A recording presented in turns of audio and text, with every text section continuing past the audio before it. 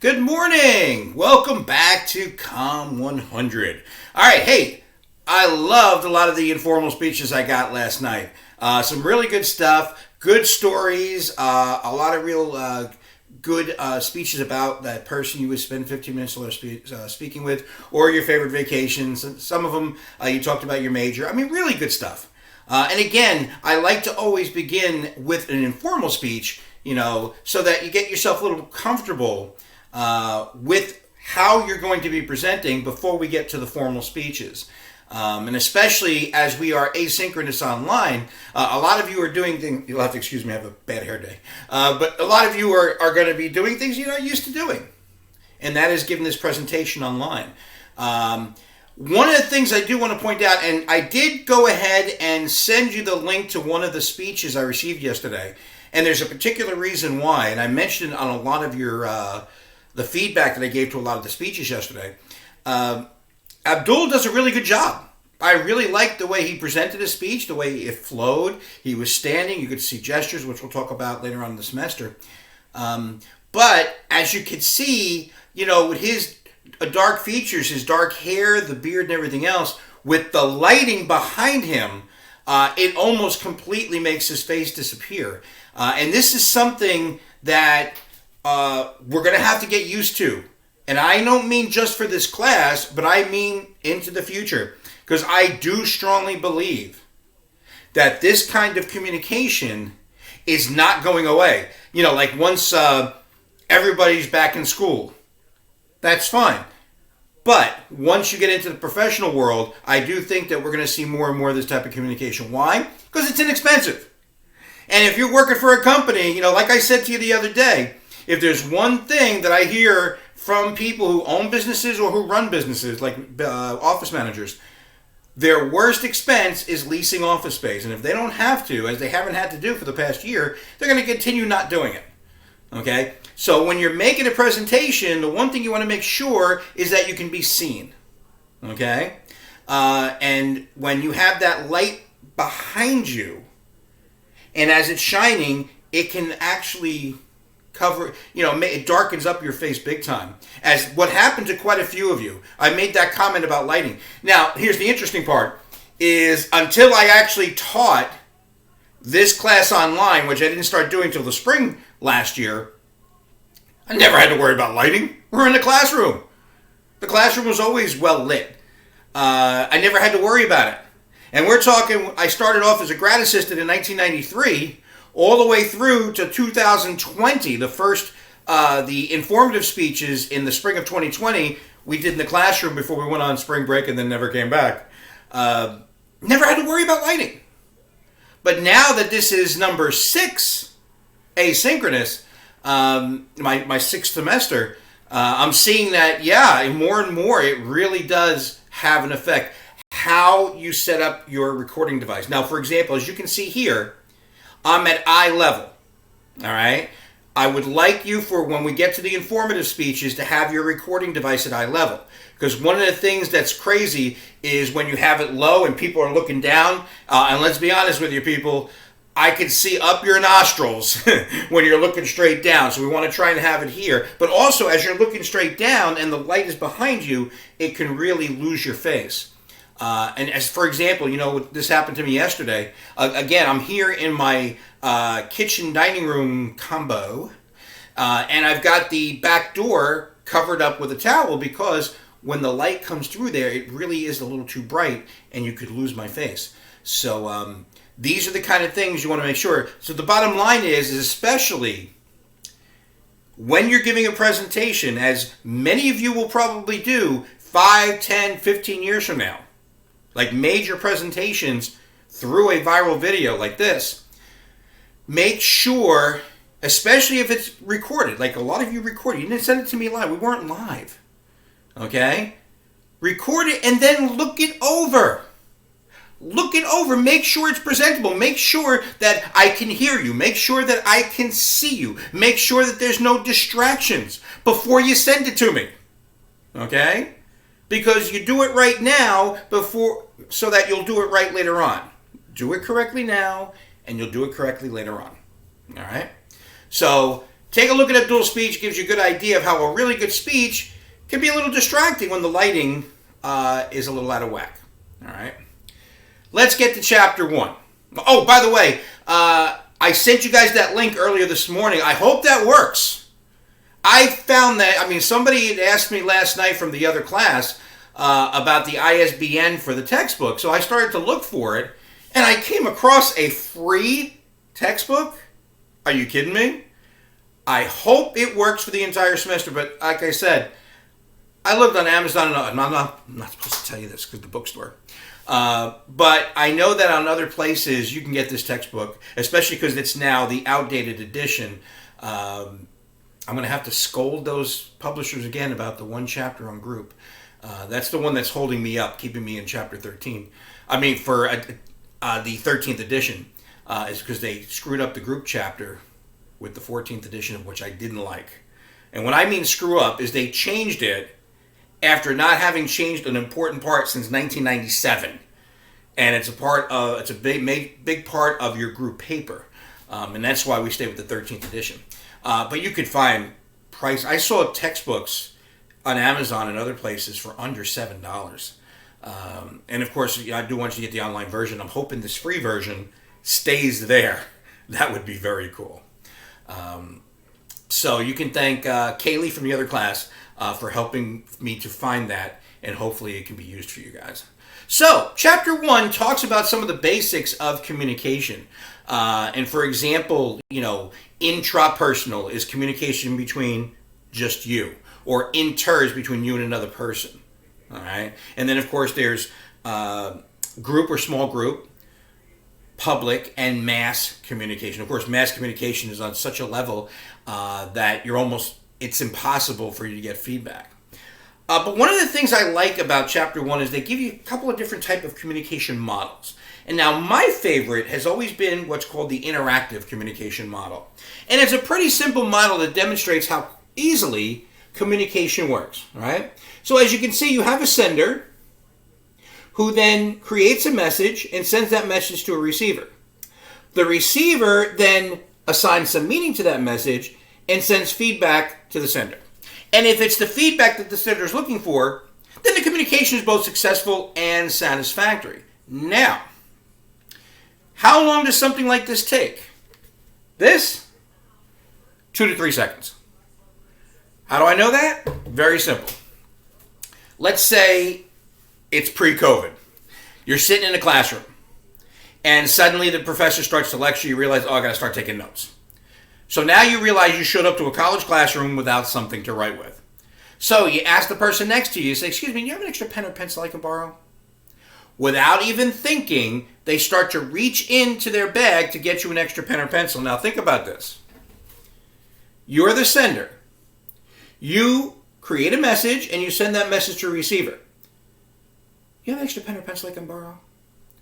Without even thinking about it, you're already getting the feedback. Long before those fingertips touch that extra pen, the fact that they're reaching into the bag demonstrates they understood your message. They're sending you the feedback you're looking for. The communication is both successful and satisfactory. And that's the key to effective communication, no matter what it is. Whether it's verbal, nonverbal, okay? As long as your message is not only sent received, but also understood. Understanding the messages that are sent and received is the most important part of communication. Excuse me. Breakfast about a half hour ago. But yeah, that's the key to understanding, to communication, is understanding the messages that are sent and received. Because, as you can see, this, which takes literally 2 to 3 seconds, sometimes isn't always that easy. And what happens is,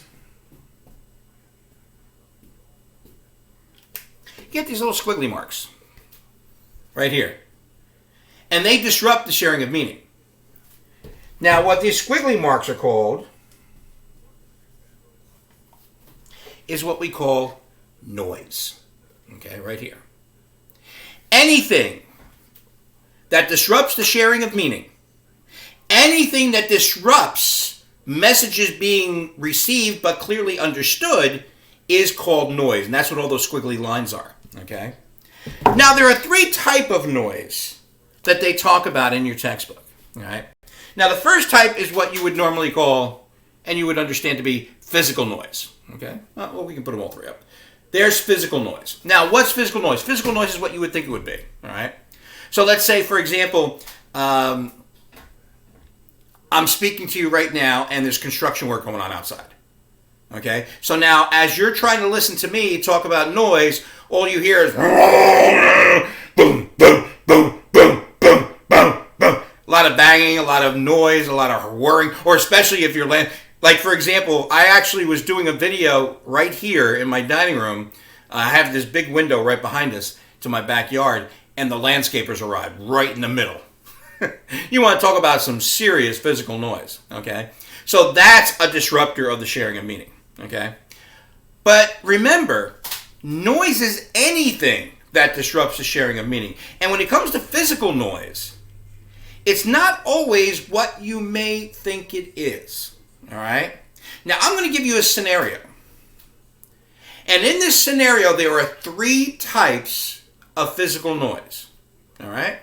So here's the scenario. 14-year-old Billy comes home from school. He immediately goes upstairs to his room, shuts his door, starts cranking his stereo. Okay? Billy's the only kid left in his neighborhood, actually left in New Jersey, who listens to Nickelback. He loves Nickelback. He doesn't care. So now, of course, his mother hears that Billy's home. So she calls up the stairs. She says, Billy, come down here and take out the garbage. No answer. Billy, come down here and take out the garbage. Nothing. Billy, come down here and take out the garbage. Zero. Billy, come down here and take out this garbage. Nada. So she, of course, goes up the stairs, knocks on his door. He swings open the door and says, what are you banging on my door for? Well, I've been calling you for the last 10 minutes. Well, I didn't hear you. And you suddenly have this rise in tension and this conflict, all because either one or the other failed to remove the physical noise. Now, as part of your assignment, as you see on the sheet, I want you to tell me there are three types of physical noise, anything that disrupts the sharing of meaning. There are three types of physical noise. Sometimes it's not what you may think it is. And I want you to tell me the three types of physical noise in the Billy scenario. All right? So now, there are other type of noise also. The second type I want to talk about is what we call psychological noise. And whereas physical noise happens outside of us, where does psychological noise happen? Inside. Okay? So, for example, have you ever tried to speak with someone the very next day after they've been dumped by their boyfriend or girlfriend? It's so difficult. Okay? You could be talking to them. They could actually be saying to you, yeah, okay. But they're not really listening to what you have to say, because what's going on inside their head? Either A, how could this person do this to me after everything I've ever done for them? Or B, how can I slash their tires without them knowing it's me? But otherwise, nothing is being registered. Nothing is being listened to.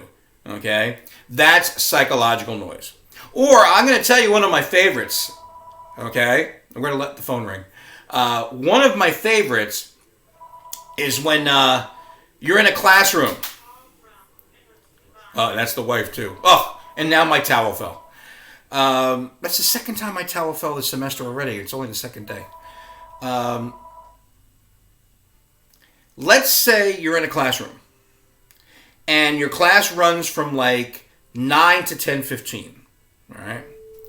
Now, you're ready at 9 o'clock. You're ready to take notes. But about 10:05, 10:10, you start to put your stuff away. Now it's 10:12. Maybe you put your jacket on. You start to turn your body. Now it's 10:14. Class is supposed to end in a minute, and you've got to get to your next class, which starts at 10:30. And sure enough, one of my lovely colleagues, at 10:14 and 58 seconds, what do they say? Wait, one more thing, don't leave yet. What are you doing? Are you now actively listening to the next 2 or 3 minutes? Or what's going on in your head? I gotta go. Look at the time. Look at the time. I gotta go. Please shut up. I got my next class to go to. I'm gonna be late. Shut up. Look at the time. Shut up. And that's what's going on up here while that person is lecturing over the next couple of minutes and you don't listen to a word that's being said. That's psychological noise also. And then finally, there's physiological noise. That, for example, can happen at around this time of year. Let's take COVID out of the way. We're still in the middle of the springtime, which means hay fever and allergies and that kind of thing. And I've had people walk into class, and I'll look at them in the face, and they'll be like, I'm okay, Uncle. I didn't want to miss your class. And they're sitting in the front row, and I'll begin the lecture, and all I hear is, I can't breathe. You can tell there's like this golf ball or even softball size ball of snot right in the middle of their sinus cavity. And I will literally tell students in that situation, listen, you're not up to it, just go home. You've got a couple of days you can miss, and usually if we're in an in-person class during a regular semester, you get a couple of days that you can miss that aren't going to affect your grade. And I'm just like, go. You're not going to be effective today. You're not going to be able to listen to anything. Or, of course, if you've ever stubbed your toe right before you go to sit down in class, okay, and you're sitting there and you're like almost sweating and you're just like, oh, throb, my toe is killing me. I probably broke. And you're not listening to anything the professor's saying because your stubbed toe is just absolutely killing you. So that's physiological noise. All right? So now you have your assignment. First, I want you to tell me the 3 type of physical noise that was in the Billy scenario. And then number 2, I want you to list for me 3 times where each of the 3 type of noises disrupted communication that you had with another person. All right? Email those to me by 8 o'clock tonight, and we'll see you then.